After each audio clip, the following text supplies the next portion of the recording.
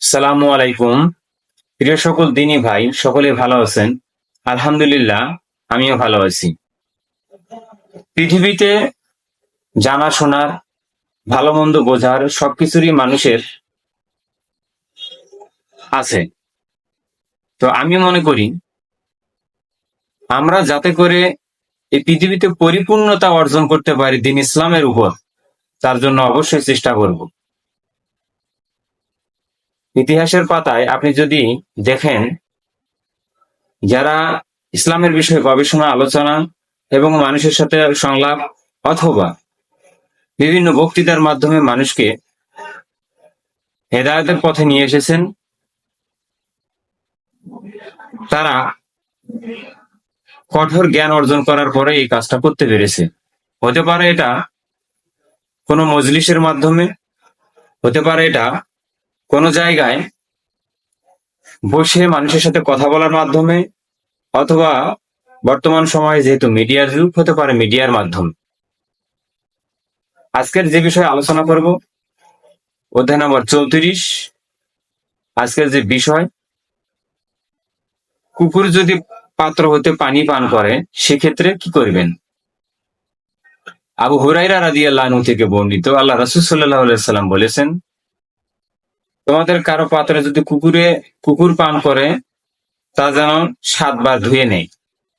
অর্থাৎ কুকুর যদি পাত্র থেকে পানি পান করে নেয়, আল্লাহ রাসূল সাল্লাল্লাহু আলাইহি সাল্লাম এখানে আদেশ করলেন, অবশ্যই তোমরা এটা 3 বার ধুয়ে নিবে। এটা তোমাদের জন্য সুন্নাত বা রাসূল সাল্লাল্লাহু আলাইহি সাল্লামের আদেশ। তার মানে এখান থেকে বোঝা গেল অবশ্যই এখানে মন্দের কিছু বিষয় আছে, যার কারণে 7 বার ধোয়ার কথা বলা হয়েছে। আরো পাবেন সহিহ মুসলিম অধ্যায় নম্বর 27, হাদিস নম্বর 279, সহিহ আহমদ হাদিস নম্বর 7350 নম্বর হাদিস। এই হাদিসের মান সহিহ। আবু হুরায়রা রাদিয়াল্লাহু আনহু থেকে আল্লাহ রাসূল সাল্লাল্লাহু আলাইহি সাল্লামের আরেকটি বর্ণনা এখানে এসেছে, পূর্ব যুগে জনৈক ব্যক্তি একটি কুকুরকে তৃষ্ণার্ত অবস্থায় ভেজা মাটিতে চাটতে দেখতে পেয়ে তার মজা নিল এবং কুকুরটির জন্য কুয়া হতে পানি এনে দিতে লাগলো যতক্ষণ না সে ওর তৃষ্ণা মিটায়। আল্লাহ এর বিনিময় দিলেন এবং তাকে জান্নাতে প্রবেশ করালেন। নবী সাল্লাল্লাহু আলাইহি সাল্লামের সময়কার একটা ঘটনা এখানে তুলে ধরা হয়েছে। আব্দুল্লাহ রাদিয়াল্লাহু আনহু থেকে বর্ণিত আছে যে তিনি বলেন, আল্লাহ রাসূল সাল্লাল্লাহু আলাইহি সাল্লামের জামানায় কুকুর মসজিদের ভিতর দিয়ে আসা যাওয়া করত, অথচ এজন্য তারা কোথাও পানি ছিটিয়ে দিতেন না।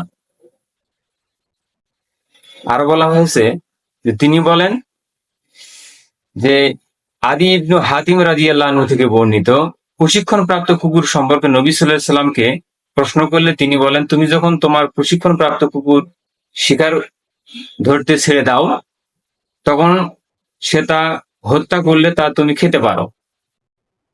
তাহলে এখানে বিষয়টা কিন্তু অনেক গুরুত্বপূর্ণ। যদি প্রশিক্ষণপ্রাপ্ত কুকুর হয় এবং ওই কুকুরকে আদেশ করার পর কোনো যে প্রাণীটিকে ধরে আটকে ফেললো, এবং ওটা যদি মুরগি বলেন অথবা ছাগল বলেন অথবা হাঁস জাতীয় বলেন, এ ধরনের যদি কোনো কিছু হয় তাহলে সেটা খাওয়া যাবে, এ কথা নবী সাল্লাল্লাহু আলাইহি সাল্লাম বলেছেন।